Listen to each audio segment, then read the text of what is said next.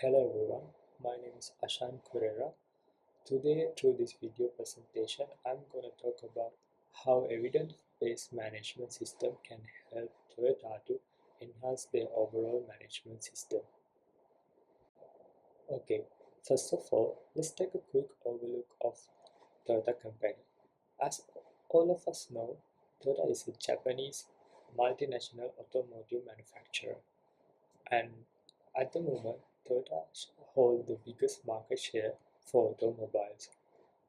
And respect to talking about Toyota's product range, Toyota produces sedans, SUVs, hybrids, electric vehicles, and trucks. At the moment, Toyota operates over 170 countries in this world, and Toyota is very famous for their reliability, sustainability, and advanced automotive engineering.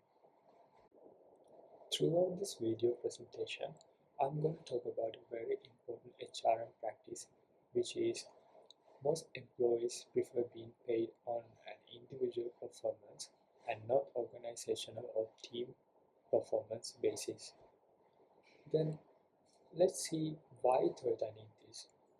Even though Toyota is the current global leader when it comes to the automobile, Toyota's EV sales are doing really bad. As you can see according to this picture I took from EV Boost article, Toyota is not even among the top 5 EV sales. Let's think what might be the reason for this.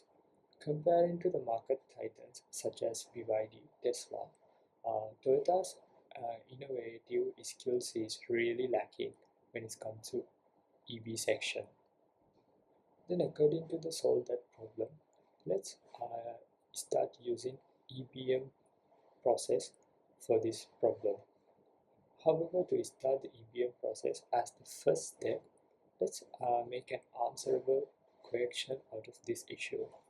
As you can see, let's ask why might individual performance-based pay be more effective at increasing employee creativity than team-based pay for Toyota's R&D department.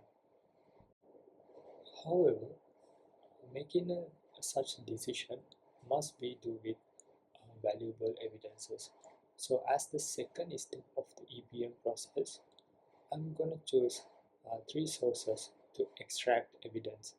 I have chosen academic research as my first, and second, professional expertise, and finally, the internal data as the sources to extract evidences. Under the academic researchers, I have chosen an article published by Sang and others, and an article published by Onishi in 2012, and another article published by Ho and al. In 2010. For the professional expertise, I have found an article posted in LinkedIn in 2013. And for internal data, I have found an article published by Toyota Times in 2024. And these are the 3 sources I am using to extract evidences to support this EBM process. Now let's have a quick overlook of these evidences one by one. According to the first article, they say individual rewards can enhance creativity, but only the risk tolerance is safe and the rewarding process is fair. In the second article, they provide strong evidences that individual-based monetary rewards can increase highly useful innovations comparing to the rewards that give based on team performance. In the third article, they highlight the important issue, the risk and competition. If the rewards are based on individual performance, they say if the outcome is very uncertain, people will be discouraged.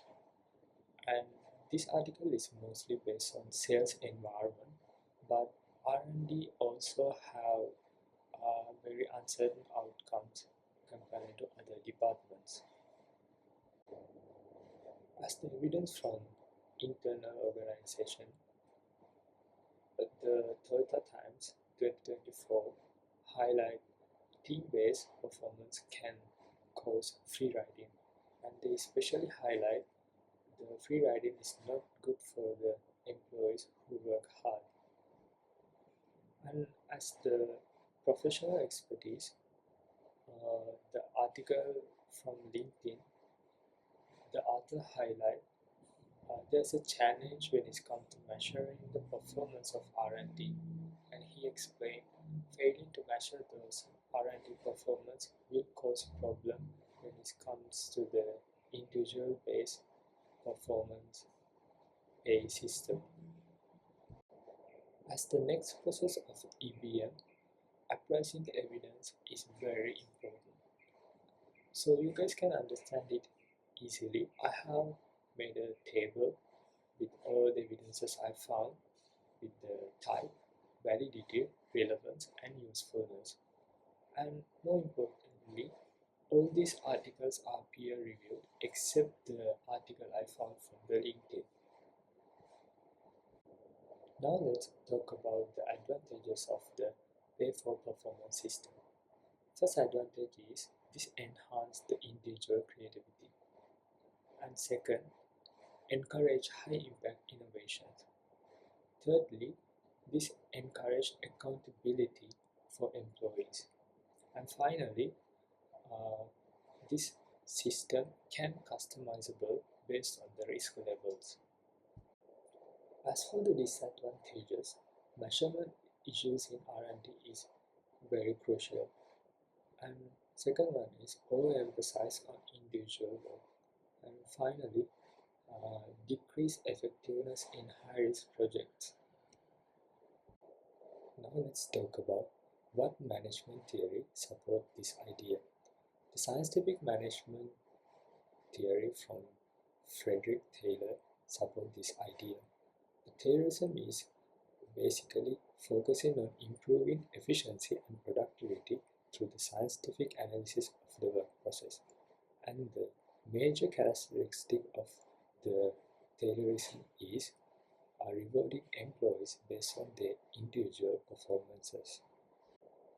So my recommendation for Toyota that backed by management theory and the evidences I showed is Toyota should implement individual performance-based pay system for their R&D department employees. As a guideline to implement my recommendation for Toyota, first they should define clear measurable performance metrics. As a second step, they should introduce a transparent reward system, and they should do the adjusting for the projects with high risks. As the fourth step, Toyota should train their managers and must communicate clearly with their employees about this new pay system. Next, they should implement this pay system at least 4 months within the R&D department and should gather the feedback and must measure the performance accurately. After that, they should monitor those feedback and output, and they should assess whether those are within the organizational goals and the expected performance. And this is the reference list for this video presentation, and thank you for your cooperation throughout this video.